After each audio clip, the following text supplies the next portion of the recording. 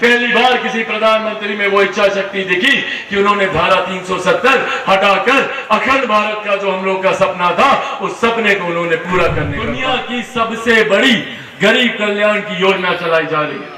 प्रधानमंत्री गरीब कल्याण अन्न योजना के तहत आज 81 करोड़ लोगों को देश में मुफ्त का राशन दिया जा रहा है।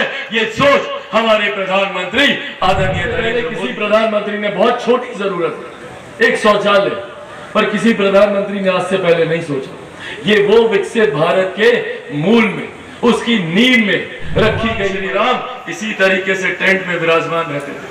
500 साल तक वो इसी तरीके से टेंट में आज राम लल्ला वहां पर विराजमान रहे।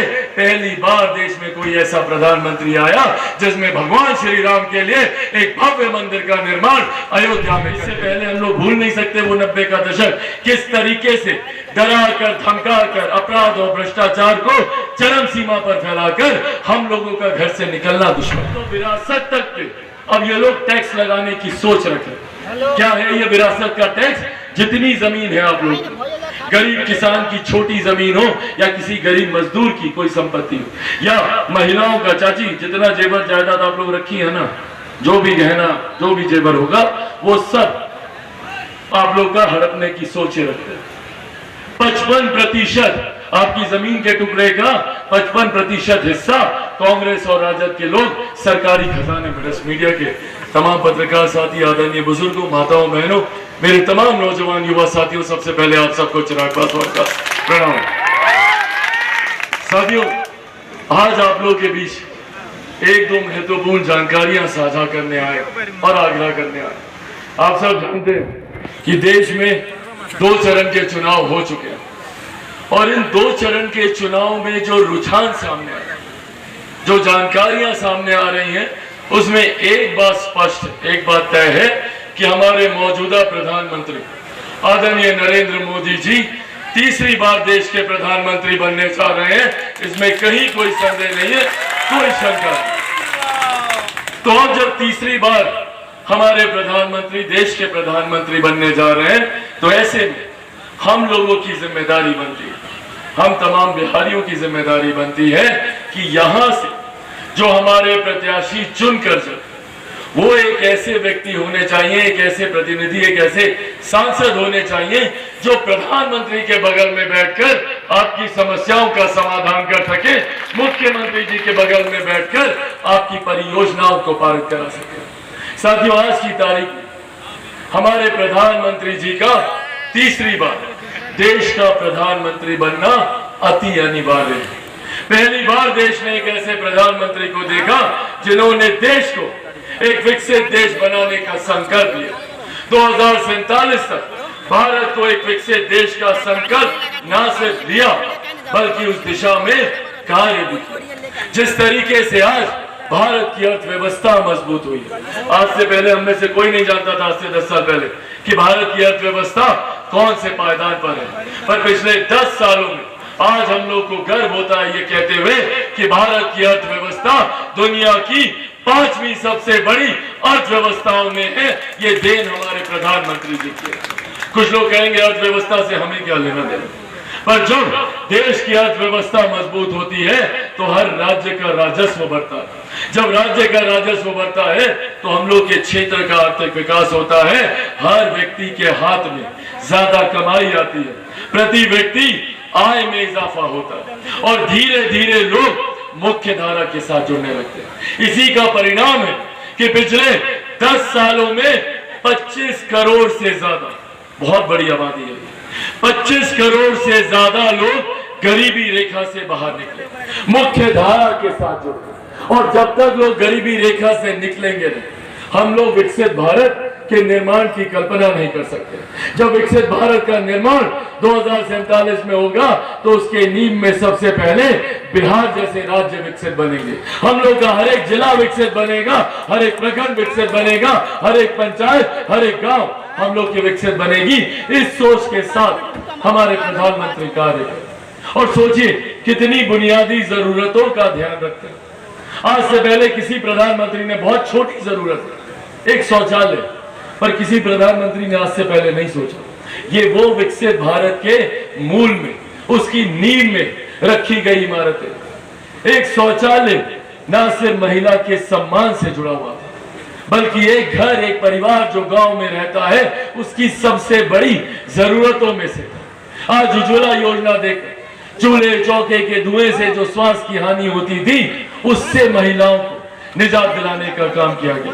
आज जिस तरीके से आयुष्मान योजना के माध्यम से कोई भी गरीब व्यक्ति आर्थिक अभाव में इलाज से वंचित ना रह जाए, इस बात को सुनिश्चित हमारे प्रधानमंत्री जी ने किया। आज आप चले जाइए कहीं पर भी, 5 लाख उसको भी समाधान करने का काम किया। दशकों तक हम लोग धारा 370 पर चुनाव सुनते आ रहे थे। पहली बार किसी प्रधानमंत्री में वो इच्छा शक्ति दिखी कि उन्होंने धारा 370 हटाकर अखंड भारत का जो हम लोग का सपना था, उस सपने को उन्होंने पूरा करने का काम किया। आज से पहले हम में से कोई, किसी प्रधानमंत्री ने ये चिंता नहीं की कि हमारे श्री राम, भगवान श्री राम इसी तरीके से टेंट में विराजमान रहते थे। 500 साल तक वो इसी तरीके से टेंट में आज राम लल्ला वहां पर विराजमान रहे। पहली बार देश में कोई ऐसा प्रधानमंत्री आया जिसमें भगवान श्री राम के लिए एक भव्य मंदिर का निर्माण अयोध्या में करके दिखाया। आज माता सीता की धरती, हम लोग भी चाहते हैं कि जितना भव्य मंदिर भगवान श्री राम का बना है, उतना ही भव्य मंदिर मेरी माता सीता का भी बने, ताकि जो लोग हमारी माता सीता पे आस्था रखते हैं उन लोगों की आस्था को सम्मान मिले। पर ये ऐसे विषय है जिसको लेकर सिर्फ बंटवारे की राजनीति होती है। महिलाओं के सम्मान को लेकर विमेन रिजर्वेशन बिल हो, नारी शक्ति अधिनियम दशकों से लंबित रहे, ये तमाम वो कार्य जो हमारे प्रधानमंत्री ने इस सोच के साथ किए कि आने वाले दिनों में किस तरीके से भारत को एक विकसित देश बनाए। आज मुझे गर्व होता है ये कहते हुए, जिसका श्रेय मैं मेरे नेता, मेरे पिता आदरणीय रामविलास पासवान जी को भी दूंगा। आज देश की नहीं, दुनिया की सबसे बड़ी गरीब कल्याण की योजना चलाई जा रही है।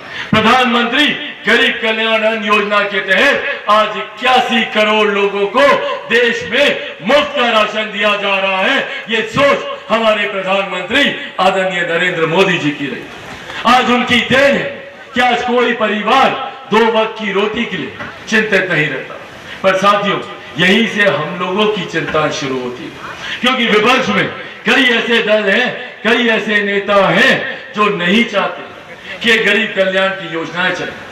जिन लोगों ने लंबे समय तक गरीबी हटाओ का नारा दिया, वो लोग नहीं चाहेंगे कि किसी भी गरीब का भला हो, वो मुख्य धारा के साथ जुड़े।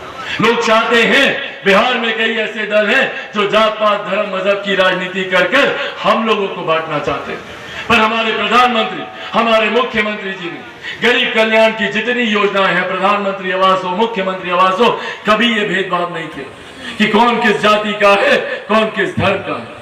हमारे प्रधानमंत्री भी समावेशी विकास के साथ चले, हमारे मुख्यमंत्री भी समावेशी विकास के साथ चलने का काम करते हैं। पर ऐसे में ये जो विपक्ष के लोग हैं, कांग्रेस, राजद, तमाम दल एक साथ आने का प्रयास कर सोच है इन लोगों की कि किस तरीके से हम लोग की जमीन जायदाद को हड़पा जाए। इससे पहले हम लोग भूल नहीं सकते वो 90 का दशक, किस तरीके से डरा कर, धमका कर, अपराध और भ्रष्टाचार को चरम सीमा पर फैलाकर हम लोगों का घर से निकलना दुश्मन। सबसे ज्यादा पलायन हुआ तो उसी जंगल राज में 90 के दशक में हुआ। आज भी कितने परिवार हैं जो दूसरे प्रदेशों में रहते हैं, 2-2, 3-3 पीढ़ियां उनकी वहां पर है, और जब अपने प्रदेश में आते हैं तो प्रवासी कहलाते हैं। और आज पुनः ये गठबंधन के घटक दल एक साथ आकर फिर हमसे हमारी जमीन छीनने का प्रयास कर रहे हैं। जिस तरीके से राजद ने काम के बदले, नौकरी के बदले जमीन ली, आज ये लोग सुनियोजित तरीके से इनहेरिटेंस टैक्स आप लोग सुन रहे होंगे, अब तो विरासत तक पे अब ये लोग टैक्स लगाने की सोच रखे। क्या है ये विरासत का टैक्स? जितनी जमीन है आप लोग, गरीब किसान की छोटी जमीन हो या किसी गरीब मजदूर की कोई संपत्ति हो, या महिलाओं का, चाची जितना जेवर जायदाद आप लोग रखी है ना, जो भी गहना, जो भी जेवर होगा, वो सब आप लोग का हड़पने की सोचे रखते हैं।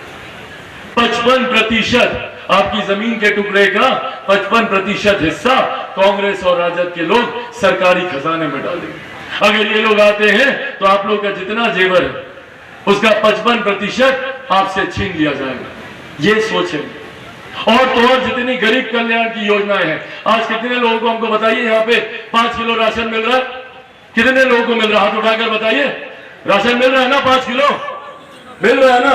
अब ये बताइए, ये राशन छीनने की सोच, अगर ये लोग आएगा तो जितनी गरीब कल्याण की योजना है, जो उज्ज्वला मिला या 5 लाख रुपए जिसको भी मिल रहा है या जो राशन मिल रहा है, ये तमाम चीजें छीनने की सोच के साथ ये घटक दल एक साथ आए। इसीलिए साथी आज बस ये आग्रह करने आप लोगों के बीच आए कि हम लोगों को सोचकर समझकर एक ऐसे नेता को चुनकर हम लोग को भारत की संसद में भेजने की जरूरत है जो सही मायनों में हम लोगों के विकास की बात करे, जो भारत की संसद में जाए तो हम लोगों से जुड़े विषयों को उठाए, जो एनडीए सरकार में मजबूती देने का काम करे।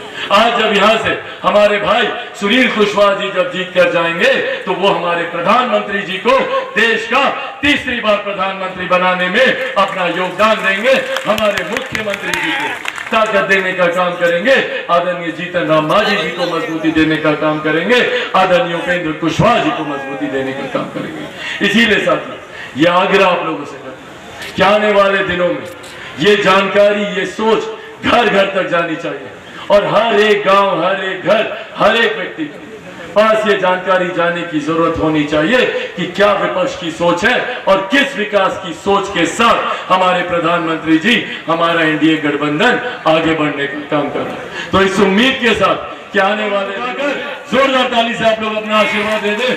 बहुत बहुत धन्यवाद साथियों। जय हिंद, जय बिहार।